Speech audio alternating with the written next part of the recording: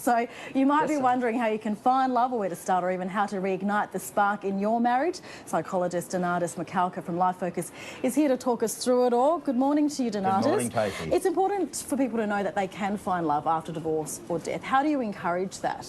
Well, you know, to find love, you've got to make room for it.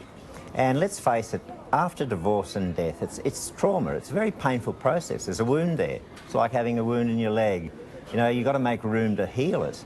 And you've got to keep it sterile, you've got to keep it clean. You know, there's a practical process. You've got to make sure it doesn't get reinfected. And after a divorce and after death, there's pain, can be resentment, there can be hurt, there can be depression. You've got stuff going on in your head that can be toxic.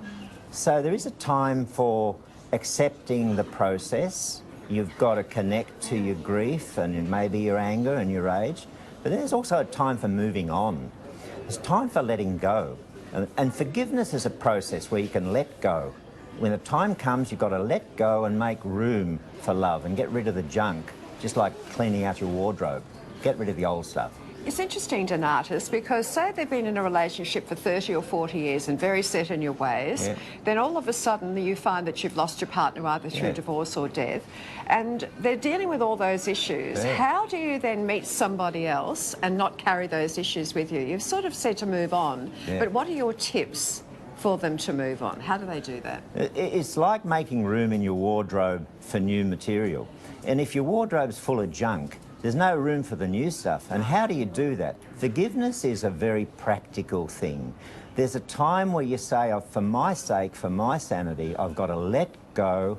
I've got to let go of my grief. I've got to let go of my anger for my sake. And how do you do that? It's a skill set. I was wondering. How do you get fit?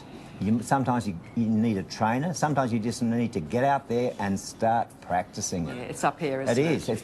The stuff that's in between our ears, Jenny, lives rent-free. And it's full of junk, and we need to get rid of it sometimes to make room for love, to make good room for the good stuff. For the good people. For the good stuff. Yeah. That's it. All right. What I'll keep that in about mind. for people who just simply can't move on? What do you tell them? Why should they be out there looking for love? Well, you know, as Tom Jones said a long time ago, without love, I'm nothing. You know, love is everything. Everyone wants love. At the end of the day, if you want it enough, you'll let go of the junk. Love makes the world go round. We all need love. Love's part of who we are. We ache for it. One good way of making room for love is letting go of the junk. Okay. All right, Donatus Michalka, thank you for your insights. Jenny Seaton, thank you so much for spending the last 3 mornings with us on Today Perth News for our Seniors Week. Hasn't she been wonderful, everybody?